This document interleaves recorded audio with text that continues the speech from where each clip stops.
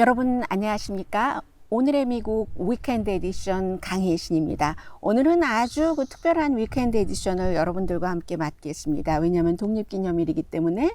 그러나 보통 독립기념일 로스앤젤레스 이 시간이 되면은 charcoal 이제 살살 우리 가마솥에, 저는 가마솥에 밥을 해보진 않았지만 수많은 책을 통해서 읽었었잖아요. 그런 가마솥에 서서히 뭔가를 은근하게 끓이는, 다리는 이런 형태의 charcoal, 무슨 뭔가를 이렇게 달궈 놓고 하는 그런 모습과 향기 같은 것이 있는데 올해는 그렇지 않습니다. 심지어 가족끼리의 모임도 웬만하면은 굉장히 자제하라고 얘기하고 있기 때문에 그렇고, 실제적인 생활에서는 그렇지만 또 정신적으로는 미국 사람들이 독립기념일에 물론 영국으로부터 독립한 것을 기념하는 날이기는 합니다만은 독립선언서에 쓰여진 평등, 그 평등이 아프리칸 아메리칸에게는 평등했던가 소수인종에게는, 그리고 미국이 이 땅에 오기 전부터 살고 있었던 인디언들에게는, 인디언 아메리칸들에게는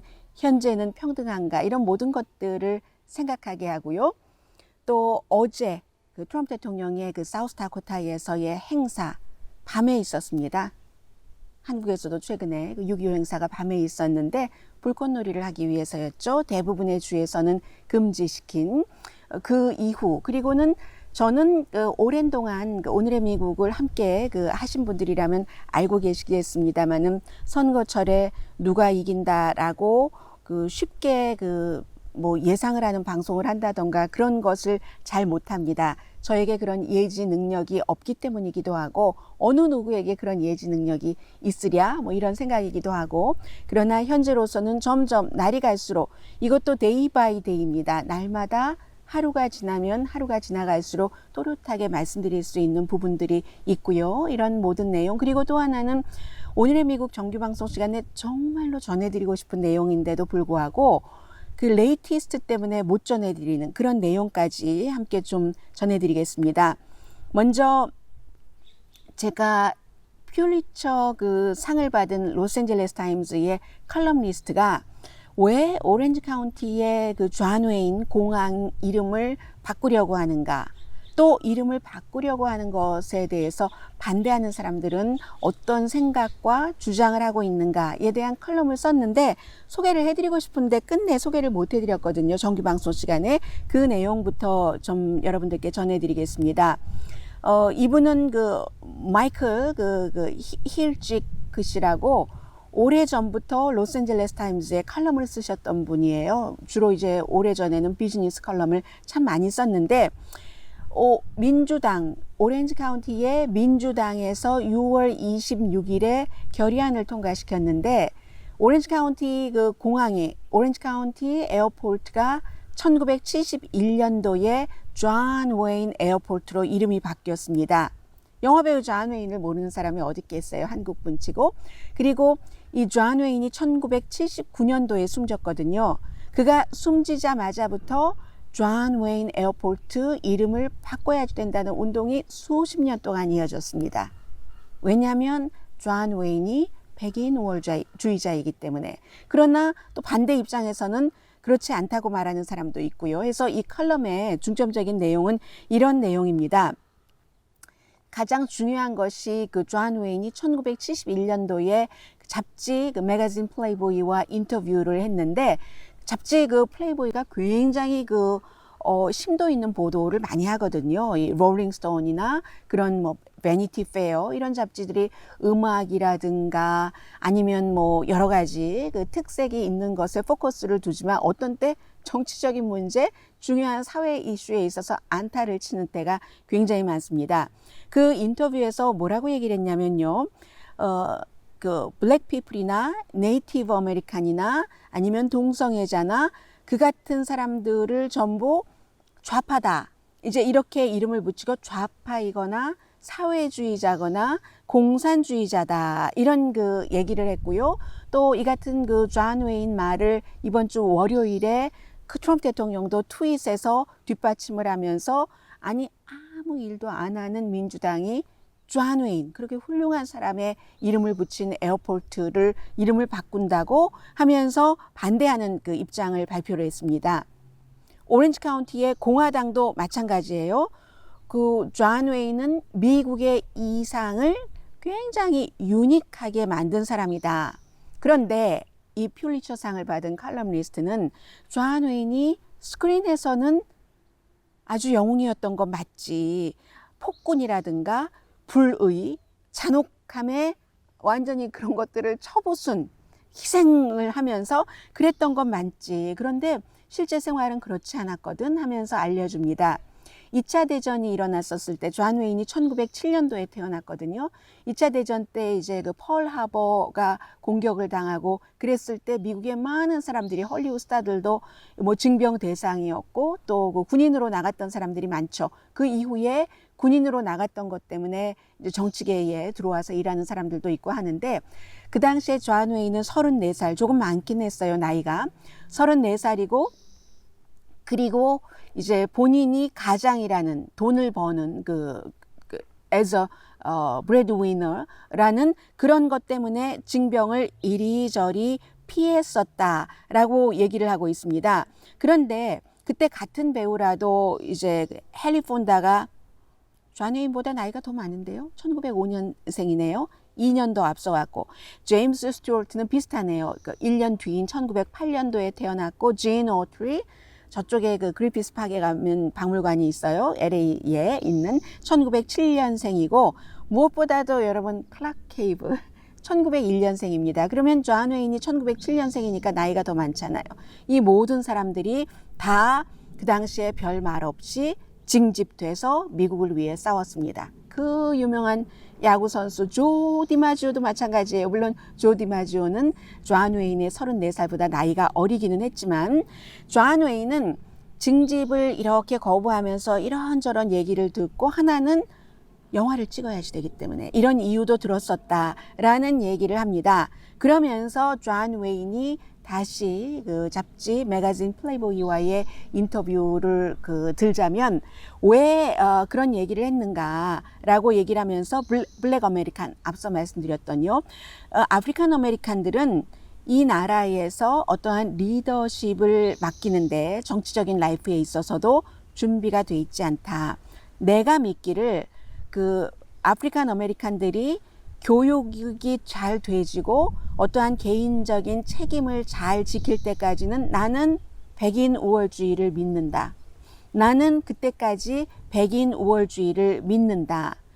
나는 그 같은 사람들에게 책임감이 없는 사람들에게 정치적인 어떤 리더십이나 권한을 맡겨야지 된다고 생각하지 않는다. 이런 형태로 백인 우월주의를 믿는다고 얘기를 했습니다. 그리고 어퍼머티브 액션, 소수인종의 권리를 어떤 형태로든 보호하는 어퍼머티브 액션에도 반대했고요. 왜냐하면 요즘 그것은 일부 한인들이 생각하고 있는 것과 마찬가지 이유입니다. 공부를 수치상으로는 잘 못해도 뭐 백인들보다 더 많이 들어가지 않느냐. 어퍼머티브 액션 때문에 아프리칸 아메리칸이. 그게 존 웨인의 얘기였어요. 그런데 꼭 성적순으로만 학생들을 뽑는 건 아니잖아요. 미국에서 아이비리그 대학을 포함해서 많은 그 대학교에서 그런 얘기를 했고 그런데 존 웨인을 그 방어하는 분들은 그렇게 얘기를 하죠. 그래 아프리칸 아메리칸들 책임들 없잖아 뭐 이러고 그렇게 얘기를 하고 특히 존 웨인의 가족들은 그가 나이가 굉장히 많았고 그 시대의 시대 정신을 대변한 건데 라고 얘기를 하지만 1971년도에 존 웨인은 64살이었습니다. 그리고 그때의 시대 정신은 그런 것이 시대 정신은 아니었죠. 그 마틴 루터 킹 주니어 목사가 조지아에 있는 얼굴 까만 우리 아이들과 저쪽 어디에 있는 얼굴 하얀 아이들이 얼굴색에 관련 없이 푸른 초장에서 뛰어노는 그런 나라, 캐릭터 이런 걸 얘기를 했잖아요. 그러다가 암살당한 지 3년 뒤가 1971년도입니다. 그리고 투표권은 1965년도에 갖게 됐고요. 아프리칸 아메리칸. 그래서 요즘 에이시안들도 투표할 수 있게 됐습니다. 로자 파크 여사가 버스에서 그 알라바마에서 몽고메리에서 자신의 자리를 백인에게 양보하는 것을 거부했었던 때. 그때는 1965년이었습니다. 1955년이었죠. 65년이 아니라. 그러면 이 일이 있고 16년 뒤가 백인월주의를 믿는다라고 얘기를 한 존 웨인의 그때의 그 시간 대비가 그렇다는 얘기예요.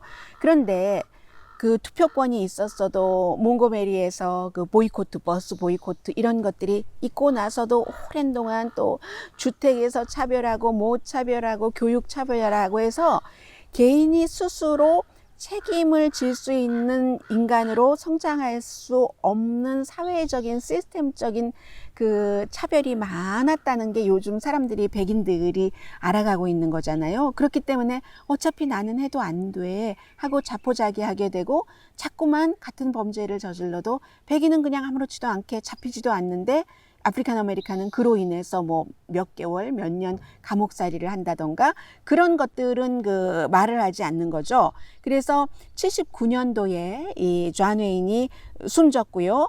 그런데 그때의 오렌지 카운티와 지금 오렌지 카운티에서 이 방송 듣고 계시는 분들 많으시죠? 엄마 하이.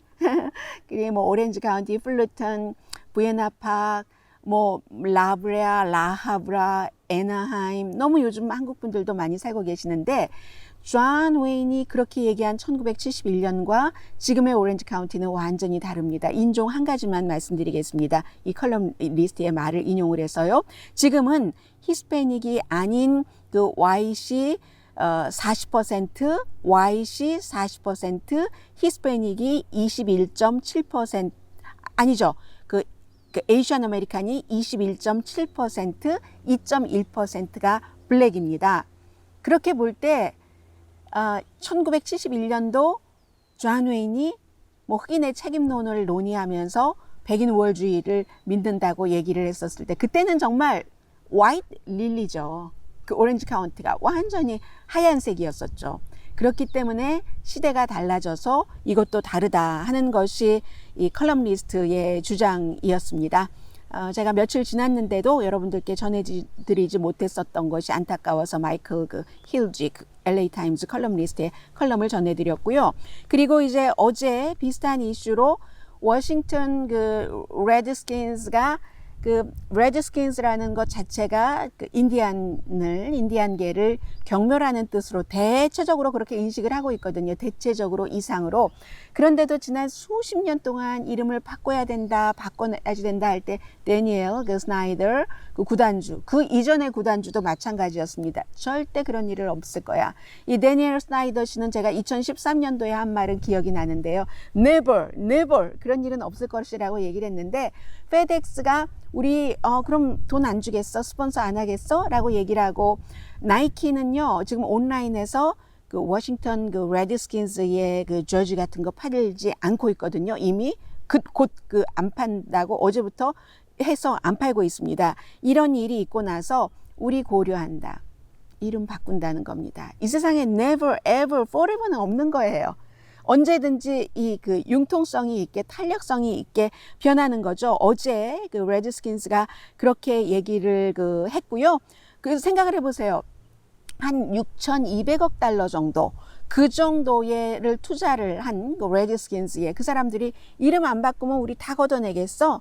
그리고 페덱스도 엄청나게 돈을 많이 투자해서 그 페덱스 필드가 있는데 우리 안 하겠다고 하는데 어쩌겠어요. 그러니까 결국은 이상이니 뭐니 해도 이 경우에는 돈 때문에 레드스킨스가 바꿨다. 그리고 이제 이 워싱턴 레드스킨스뿐만이 아니라요. 또 다른 인디안이라는 이름이 들어간다던가 인디안을 경멸하는 그런 그 이름이 들어가는 스포츠 구단도 뭐 농구계에서도 마찬가지고요.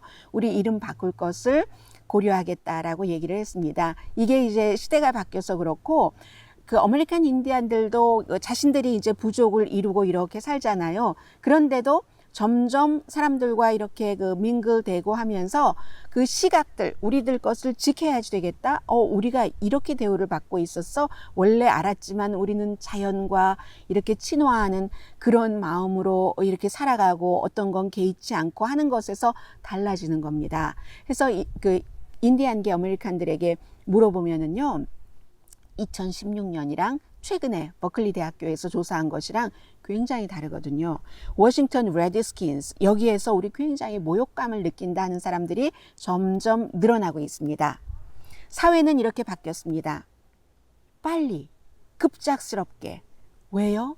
조지 플로이드라는 사람이 그 사람도 인생을 살아가는 데 있어서 46살, 46년 동안 오점도 참 많은 흑인으로 살아갔지만 그렇게 살았다 해서 그가 그런 형태로 숨져야지 되는가? 이건 아니지 하면서 시스템적인 변화와 그 추구 이런 것을 사람들이 행동으로 옮겨야 돼. 하다 보니까 워싱턴 그 레드스킨스가 이름을 수십 년 동안 안 바꾼다고 버티다가 바꿀 수 있는 것이고 존 에인 에어포트도 아마 바뀔 것이라고 그렇게 그 생각이 됩니다.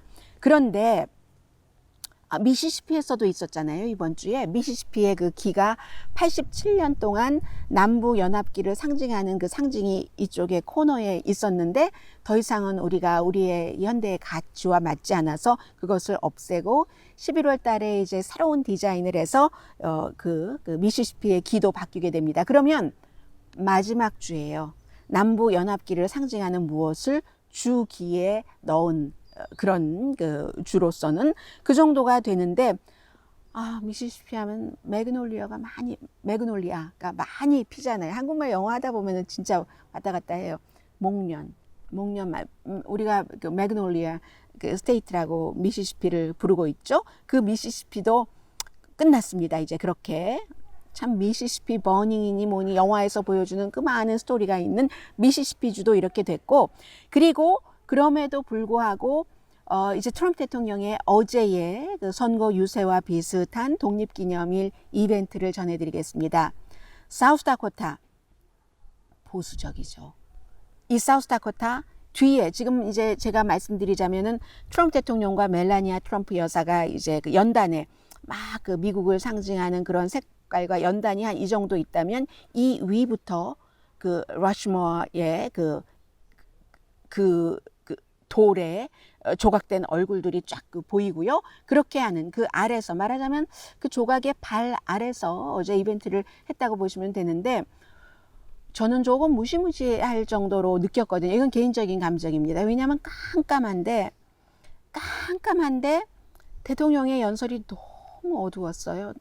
너무 분열적이고 독립기념일은 보통 축하하고 밝고 맑고 바베큐하고 하는 그런 날이잖아요. 그런데 깜깜한 밤에 얼굴도 크나만 표정으로 그 마스크는 당연히 안 썼고요. 거의 모든 사람들이 마스크 안 쓴 것으로 보였습니다. 화면에 비춰지기는 거리두기는 완전히 무시했고요. 쫙 붙어 앉아 있었고 그래서 이제 이런 얘기를 하더군요.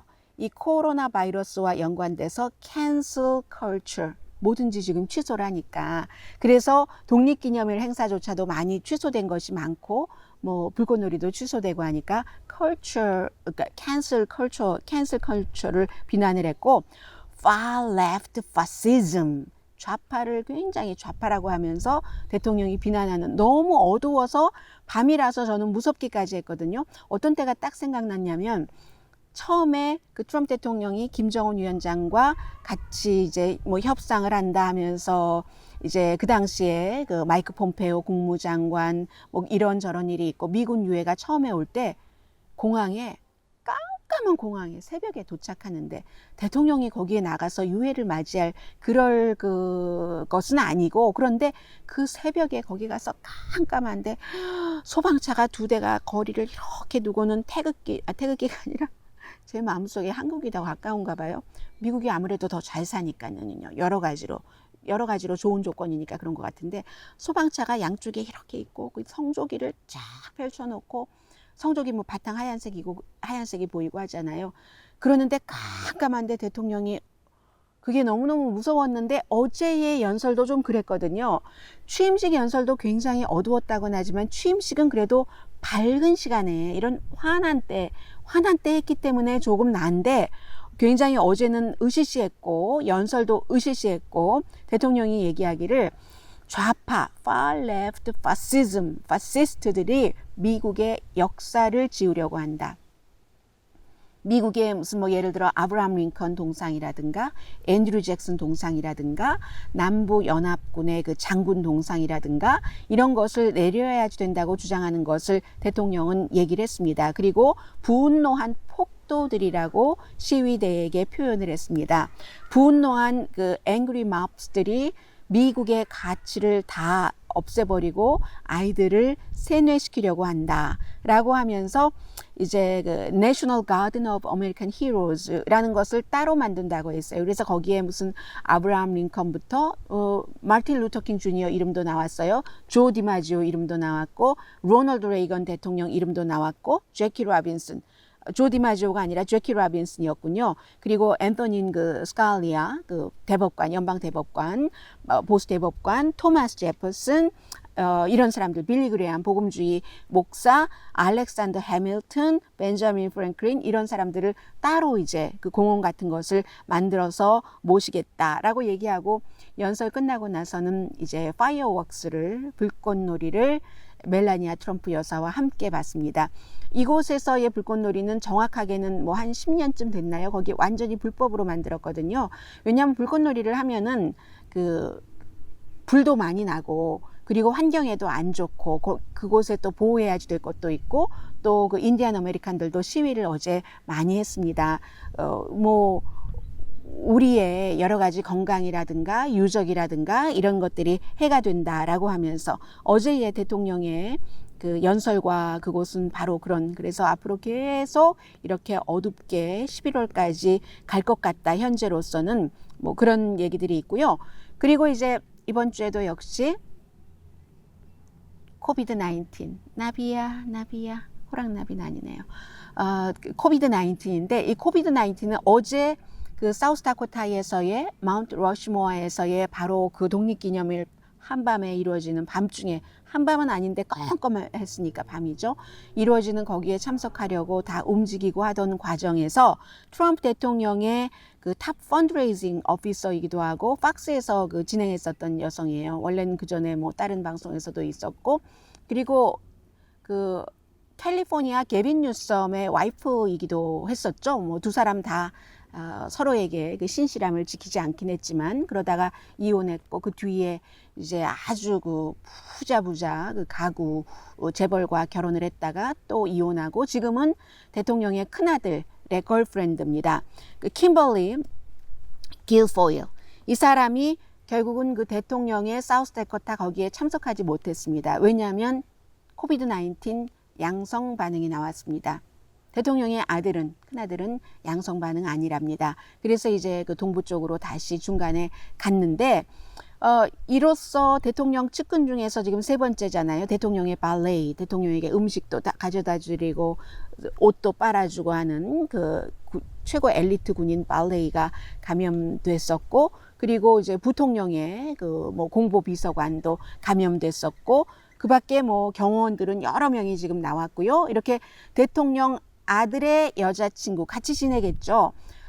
그 여자친구면서 이제 대통령의 펀드레이징을 맡고 있는 kimberly guilfoyle도 이렇게 그 감염이 됐다는 뉴스를 전해드리고요. kimberly guilfoyle은 제가 뭐 정규방송 시간에는 시간도 없고 하니까 잘 말씀 못 드리는데, 캘리포니아주에서 태어났고, 캘리포니아주에서 그 샌프란시스코 쪽에서 법대를 나왔거든요. 샌프란시스코 법대를 나와서 변호사 좀 하다가 게빈 뉴섬이 그 주지사 하기 전에 슈퍼바이저일 때 샌프란시스코 결혼을 해서 그 뒤에 이제 시장이 됐고, 이제 그 주지사가 됐고 해서, 저는 어렸을 때부터, 이 사람 저보다 한참 어리니까 거의 어렸을 때부터 그 좀 많이 봤기 때문에 뭐 여러 가지로 친근감도 느껴지고 뭐 그렇습니다. 그래서 아무튼 이렇다 하고 말씀을 드리고, 이 정도라는 겁니다. 대통령의 아들의 걸프렌드고 대통령의 선거 캠페인의 탑 기금 모금자인데 얼마나 주의를 했겠어요. 그런데도 양성 반응 나왔다는 겁니다. 세계적으로는 이것을 지금 이제 뭐 한 1,100만 명 이상이 감염이 돼서 50만 명 이상, 한 53만 명 정도, 52만 6천 명 이상이 숨졌고, 미국에서는 세계 인구 4%의 감염률 25%, 사망률 25% 해서 지금 280만 명 이상이 감염돼서 거의 이제는 13만 명, 오늘 되면 13만 명 넘을 겁니다. 사망했고, 그런데 중요한 것이 세계에서 1,100, 얼마큼이 1,100만 명 이상이 감염됐다 하더라도 한 59만 명 정도요. 아니 590만 명이요. 59만 명이 아니라 590만 명. 그러니까 반 정도는 회복됐잖아요. 그에 비해서 미국은 회복률이 세계의 평균 회복률에 훨씬 못 미칩니다. 280만 명이 감염됐는데 미국은 약 79만 명만이 이게 그 회복이 됐거든요. 그러니까는 이게 미국이 좋지 않은 거고요. 그래서 세계적으로는 중국이라든가 그 대만이라든가 베트남 이런 데는 좀 컨트롤이 되는 것 같고 라틴 아메리카와 사우스 아시아는 별로 잘 안 되는 것 같고 미국은 failed. 정말 이거는 과거이기도 하고 현재이기도 하고 뭐 다 현재 진행형이기도 하고 하는 미국은 그냥 그렇게 말씀드리면은 컨트롤이 안 되고 있다. losing control. 완전히 out of control이라기보다는 왜냐하면 지금 진행 중이니까 losing control이라고 표현 드리는 게 더 나을 것 같고요. 유럽은 말씀드린 최선과 최악 사이의 어떤 그 중간 정도인 것 같고 지금 한 84개국에서 이렇게 많은 사람들이 감염이 됐는데 이게 제대로 잡히지 않으면 지금 뭐 세계적으로 다 마찬가지죠. 1차 감염에서 헤어나오고 있지 못하고 하면은 2억 명에서 6억 명 정도가 감염이 돼서 MIT의 추산입니다. 그래서 숨지는 사람이 한 140만 명에서 많게는 370만 명까지 나올 수 있다고 보고 있거든요. 그런데 이제 아시아와는 달리 유럽하고 미국에선 처음에 마스크 쓰는 거 거부했고 그 이유가 너무 소심해 보여서 뭐 죄인같이 보여서 뭐 이런 것. 근데 더 나쁜 이유는 민주당처럼 보여서 마스크 안 쓴다는 이게 굉장히 미국에서는 나빴던 일이고요. 그런데 또 중요한 것은 사람들이 돈이 필요하니까 밖에 나가야 되잖아요. 물론 마음이 조금 이제 허술해지고 이런 것도 있지만 돈이 필요해서 할 수 없이 일하러 나가시는 이런 분들도 지금 많다는 것을 다시 말씀드리고요. 트럼프 대통령은 어제 데이빗 브룩스라는 공화당의 컬럼니스트가 얘기하기를 day 1부터 실패했다. 코로나 바이러스에 대해서는 마스크만 처음부터 썼어도 혹스라고 가짜라고만 안 했어도 민주당이 만들어냈다고만 안 했어도 이 정도까지는 아니라고 누구나 지금 짐작할 수 있는 거고요. 미국에서 사람들이 이제는 지금 진행형이니까 giving up 포기하고 있는 것 같다라고들 많이 그냥 just 나갈 수밖에 없으니까 going to out 하고 지금 있는 거고요. 이것이 생명적으로는 생명적이고 미국의 굉장히 굴욕이죠. 며칠 전에 말씀드렸던 것처럼 유럽연합에서 벨기에 본부가 있는 미국이라든가 또 뭐 러시아라든가 브라질 이 세 개 국가는 오지 말라고 유럽에 이렇게 결정을 내렸지만 그게 강제성이 있는 건 아니었거든요. 그런데 영국이 미국에서 오는 사람은 2주일 자가격리하라는 거잖아요. 그러면 여행은 안 가겠죠. 2주일 자가격리하면은 여행을 갈 수 있겠어요. 굉장히 미국으로서는 굴욕적인 일이고요. 그리고 사실은 미국에서 데브라 벅스 박사라든가 앤토니 파우치 박사가 백악관의 태스크포스로서 이것이 얼마나 위험한가 어떻게 대처해야 되는가를 국민에게 설명을 하려고 너무너무 노력을 했는데 설명을 할 수가 없었습니다. 설득을 완전히 할 수가 없었어요. 왜냐하면 정부에서 아무것도 아니라고 하니까 대통령이 아직도 마스크 쓰기 거리 두기 안 하고 어제도 밤에 행사에 참석을 했으니까 그렇기 때문에 한마디로 다 같이 문제인 거죠. 마스크를 안 쓰는 사람들도 문제지만 첫 번째 문제는 리더십에 문제가 있었던 것이죠. 그 리더십. 이제는 어찌할 수 없다는 이제는 마스크 쓰면은 트럼프 대통령이 얘기를 했기 때문에 나를 지지하지 않는다 이렇게 생각하는 사람들도 있기 때문에 그리고 질병통제국이나 식품의약국도 처음에 뭐 테스트 과정이라든가 민간에서 테스트를 못하게 한다던가 이런 여러 가지 실수가 있었는데 그 실수도 따지고 보면 행정부입니다. 제가 제일 처음에 이 코비드 19이 발생했었을 때 따로 이 미국이 왜 실패를 했는가 이유에 관한 클립을 만든 것이 있거든요. 거기서 지적해드린 아주 원점으로 돌아가는 겁니다. 이게 별일 아닐 것이라고 그런 거 처음엔 상상도 못했고 하니까 이제 국가안보국이라든가 이런 데 중요한 부서의 세계적인 전염병 부처를 아예 없애버렸고요.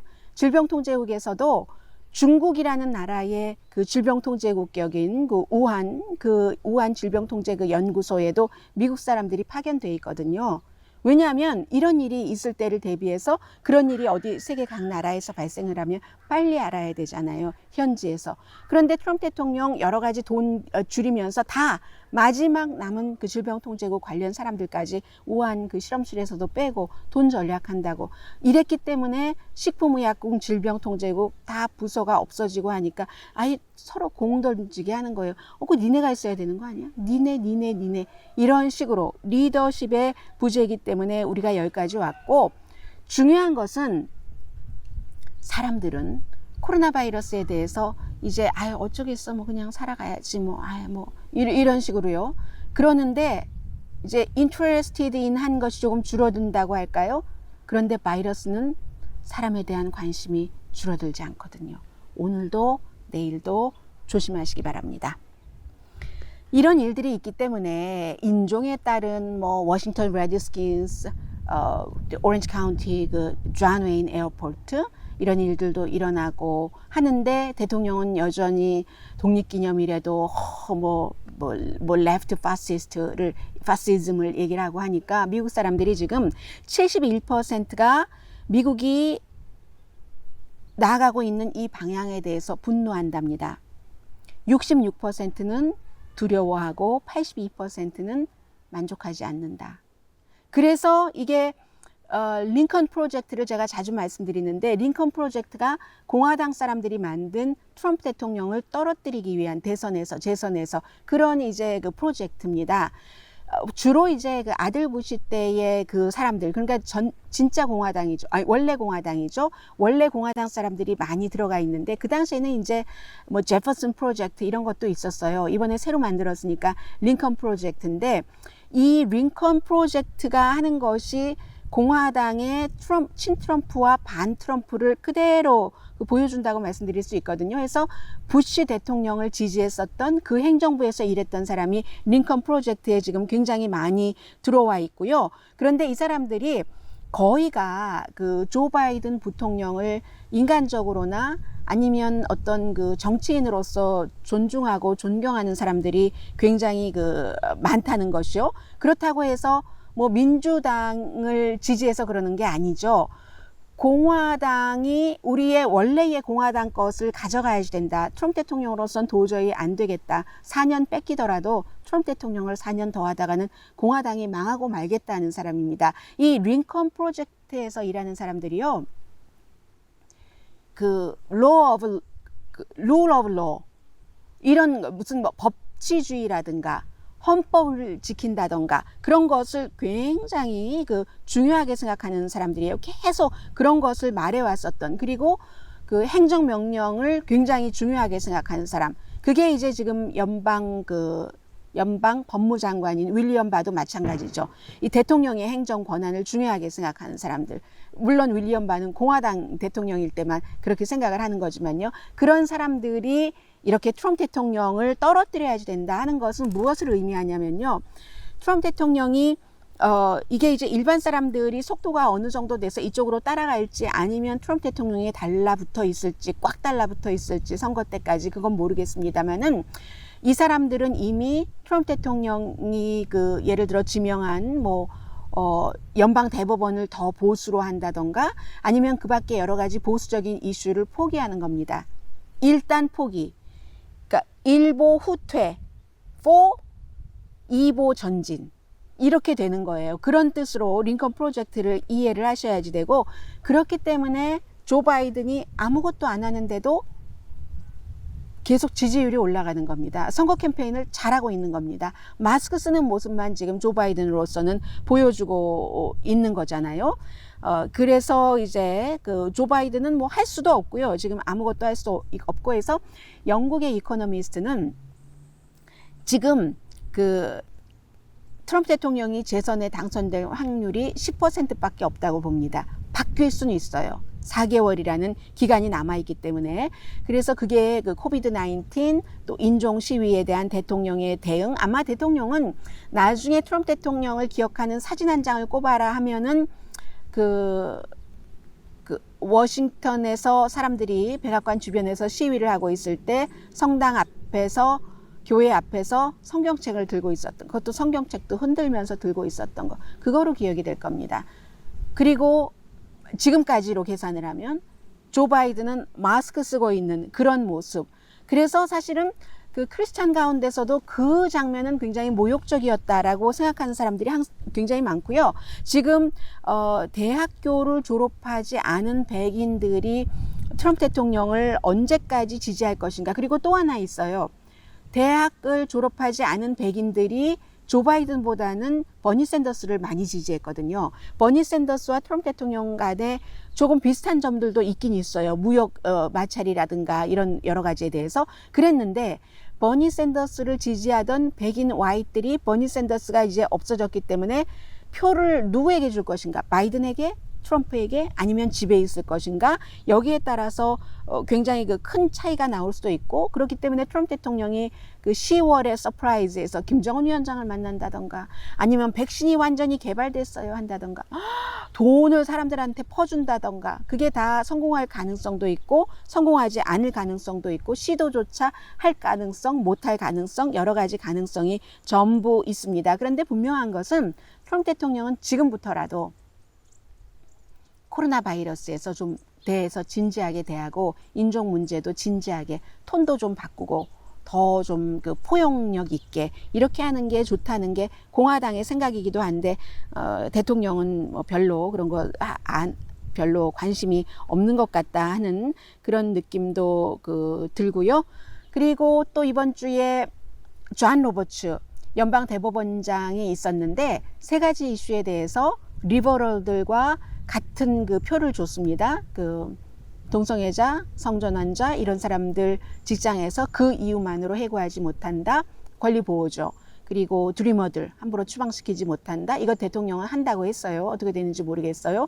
그리고 세 번째가 그 루이지아나의 낙태를 정말 힘들게 하는 그런 법이 아니다라고 한 이 세 가지인데, 그럼으로써 사람들이 굉장히 그 존 로버츠 연방 대법원장을 비난을 하는데, 근데 제가 그 통계를 봤어요. 그랬더니 연방 대법원장이 지금까지 그 53개 케이스 가운데서 52개 케이스가 다수와 함께 간 겁니다. 그러니까 어찌 보면 존 로버츠 연방 대법원장이 뭐 민주당 쪽과 진보와 뜻을 같이 했다고 하기보다는 연방 대법원이 당파적이 아니라는 것을 오히려 증명했다라고도 해석할 수 있겠다라고, 이 정도로 말씀드릴까요?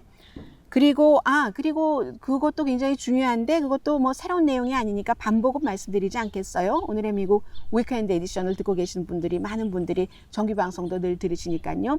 해서 러시아가 미군을 살해하라고 탈리반과 연관이 있는 전투사를 돈을 주고 사주를 했는데, 그 같은 정보에 대해서 대통령이 받았는가, 보고를 못 받았는가. 많은 사람들은 그 못 받았다니 말이 돼 하고 웃고, 많은 사람들은 또다시 뭐 로버트 오브라이언 같은 국가안보보좌관 4번째입니다. 굉장히 많이 바꾼 거예요. 임기 1기 끝나기 전에.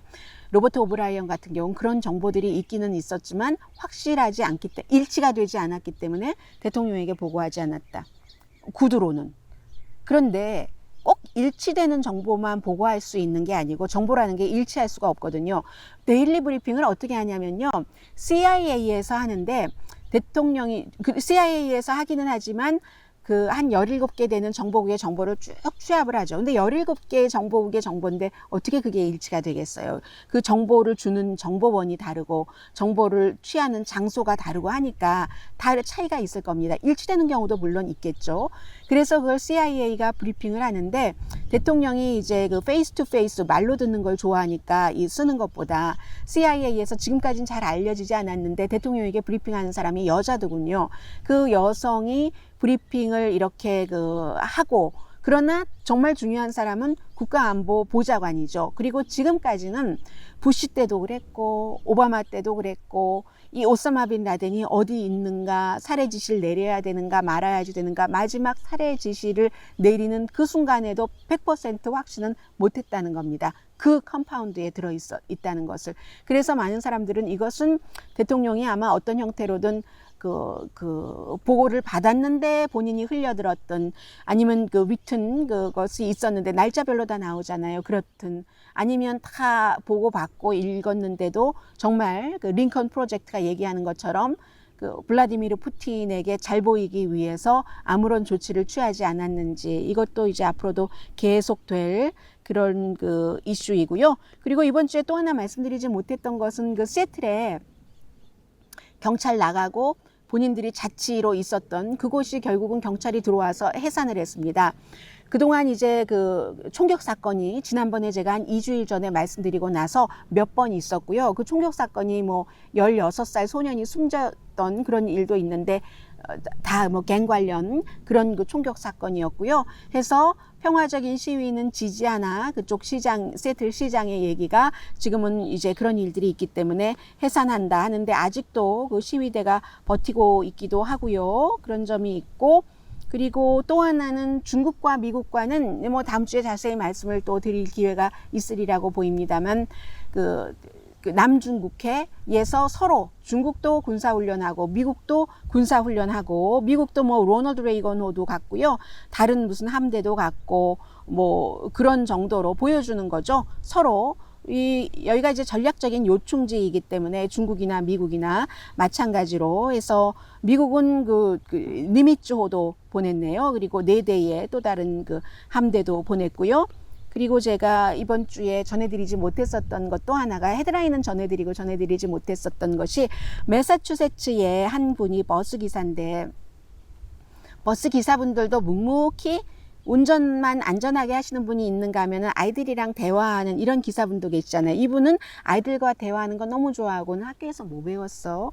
어머 그랬어? 저랬어? 하다가 이제 아이들이랑 친구가 돼서 아이들이 근데 어떻게 기사가 됐어요? 뭐 어떻게 하다가 고등학교 졸업하고 칼리지에서 조금 몇 가지를 배웠는데 내가 다른 곳에 살다가 이 매사추세츠에 버스 기사가 되려고 와서 참 후회가 돼. 그러니까 뭐 너희들 공부 열심히 하고 뭐 이래라 뭐 이랬을 거 아니에요. 근데 아이들이 이제 이 버스 기사랑 얘기를 하는데 버스 기사에게 아이들이 아저씨가 우리 선생님이었으면 좋겠어요 뭐 이런 식으로 얘기를 했겠죠. 그래서 거기서 그것도 뭐 하나의 부분적인 그 원인이겠죠. 딱 그 동기부여를 받아서 지난해에 5월 달에 30살이었는데 그런데 그 메스베이 커뮤니티 칼리지라는 곳에서 매사추세츠 베이겠죠. 거기서 이제 그 어떤 그 뭐 학위를 받았고 그리고 올 가을에 이제 트랜스퍼를 하는 거예요. 4년제 대학으로 가서 역사를 전공하고 부전공으로 아이들이 원하는 대로 그 세컨더리 에듀케이션을 전공을 한다 하는데 아이들의 이러한 동기부여도 있고 그러나 이제 중요한 것은 항상 본인의 의지 아니겠어요? 자, 이런 말씀 드리면서요. 왜 모든 지역에서 지금 독립기념일인데 캘리포니아에서 텍사스에서 또 플로리다에서 바를 제일 먼저 그 닫았잖아요. 왜냐하면 사람들이 크게 말하고 그리고는 하하호호 조금 이제 나긋나긋해지기도 하고 그러니까 왜 보고서 가운데서 숨만 크게 쉬어도 가까운 곳에서 이 바이러스가 감염된다고 하잖아요. 아무래도 독립기념일이라서 이래저래 어떤 형태로든 친구든 가족이든 만나시는 분들은 가족끼리라도 거리두기 하는 게임 하세요. 거리두기 안 지키면은 이제 뭐 오늘 설거지 하기 뭐 이런 거 있잖아요. 뭐 아니면 나중에 돈 잘 벌면 나 예쁜 스카프 하나 사주기. 사람들이 다 자기 중심이에요. 전 스카프 좋아하니까 예쁜 스카프 하나 사주기 뭐 이런 거 하면서 거리 지키게 하시고 안전한 독립기념일 휴일 보내시기 바랍니다. 저는 내일 그 여러분들께는 그 딱딱한 팩트 체크가 아니라 뭐를 말씀을 드릴까 지금 구상 중이거든요. 제가 오늘 어떠한 것을 읽고 보고 느끼고 마시고 쉬느냐에 따라서 정해질 것 같습니다. 내일 뵙겠습니다. 오늘의 미국 위켄드 에디션 강혜신이었습니다.